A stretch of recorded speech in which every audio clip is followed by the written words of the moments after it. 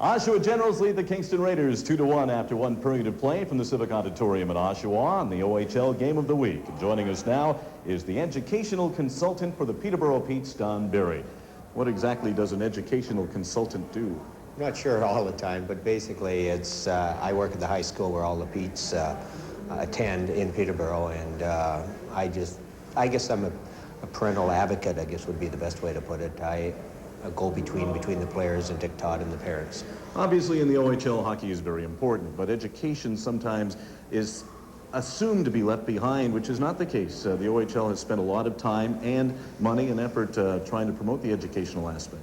Oh yes, I agree 100%, and I know they've been getting a little bit of bad publicity of late, but using Peterborough as an example, I've been more involved with it, but I know it's the same throughout the league, that they really emphasize the education. Starts right with the draft. I know that most coaches, including Dick Todd, talk to the players before, find out what their schooling ambitions are, how they're doing in school and so on, and then they maintain that right throughout their career in Peterborough. So, go ahead, Sherry. Don, you know that you talked about the publicity, that Globe and Mail article that maligned us, and especially you can talk about the Peterborough Petes. I remember, I think last year they had 5 guys with over an 80 average. I mean, it was such a prejudiced article, and I wanted to point that out, and I'm really glad you're on the air today because you also scout for the NHL.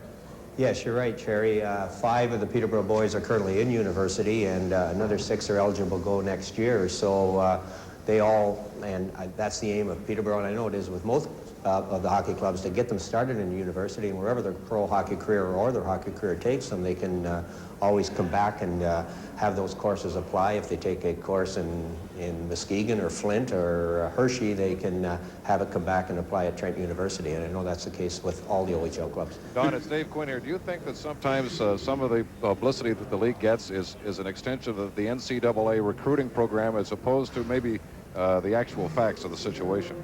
Well, there's no doubt that they've got a different aim as far as the NCAA is concerned, and they do sell their league, and the education aspect, of course, is a big part of it, and the potential of the boys making it into the pro and so on is not as important to them, and they appeal to a different type of a boy, where the OHL and the other 2 major junior leagues can appeal to every boy because they can offer the excellent hockey player down to the mediocre hockey player either a career in the pro or a combination of both. The OUAA All-Stars, loaded with old OHL players, and I think that must say something about the educational system, and it's also an option that's open to these players in the event that a pro career isn't in the cards. Yes, I was up watching University of Toronto and Guelph last Friday night, and on the roster of 40 players, at least 25 of them had played in the OHL at one time or another in the other 2 junior leagues. And all those boys have gone on, and they all started their career educationally in a university while playing junior, and have extended it into the college ranks, and are doing very well at it, and combining both a career at hockey and still have their pro option open to them, because those games are scouted, and there's players come out of there. Mike Ridley, a good example.